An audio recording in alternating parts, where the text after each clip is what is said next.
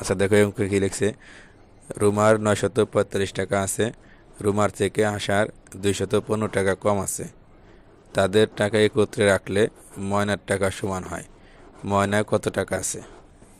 তাহলে অঙ্কটাকে ভালো করে বোঝো। এখানে কি বলছে, রুমার 945 টাকা আছে, রুমার থেকে আসা 215 টাকা কম আছে। আসার কত টাকা আছে এটা কিন্তু বলে না, আমাদের কি করতে হবে, আসার টাকা বের করতে হবে। এরপর কি দেখো, তাদের টাকা একত্রে রাখলে অর্থাৎ এই রুমার টাকা এবং আসার টাকা একত্রে রাখলে কি হবে, ময়নার টাকা সমান হবে। তাহলে ময়নার কত টাকা আছে, এই অঙ্কটা করতে হলে আমাদের কী করতে হবে, প্রথমে আমাদের আসার টাকা বের করতে হবে। তাহলে আসার টাকাটা কীভাবে বের করবো, তো এখানে কী লিখেছে দেখো, আসার কি আছে যে রুমার থেকে 215 টাকা কম আছে, তাহলে রুমার যে টাকা আছে ওই টাকার থেকে এই 215 টাকা বাদ দিলে পরে আসার টাকা বের হয়ে আসবে। তাহলে আমরা প্রথমে লিখবো রুমার আছে 945 টাকা, আসার এখানে গেছে রুমার থেকে আসার কম আছে কত, 215 টাকা। এই 215 টাকা আমরা বাদ দেবো। তো 5 থেকে 5 বাদ দিলে কত, 0।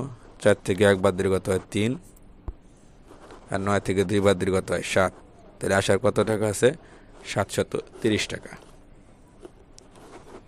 এরপর দেখো কি লিখছে, তাদের টাকা একত্রে রাখলে অর্থাৎ এই রুমার টাকা এবং আসার টাকা একত্রে রাখলে কার টাকা সমান হবে, ময়নার টাকা সমান হবে। তাহলে আমরা কী করবো, একত্রে করবো। একত্রে করলে কী করতে হবে, আমাদের যদি একত্রে করতে চাই তাহলে আমাদের এখানে যোগ করতে হবে। তাহলে আমরা যোগ করে দেখো, আমরা লিখবো রুমার আছে কত, 945 টাকা।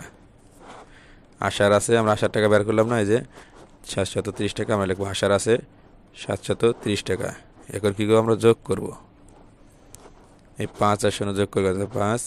4 আর 3 যোগ করে কত, 7। আর 9 আর 7 যোগ করে কত, 16।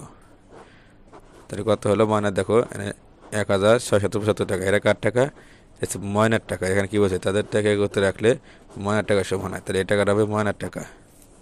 তাহলে ময়না কত টাকা আছে, 1675 টাকা।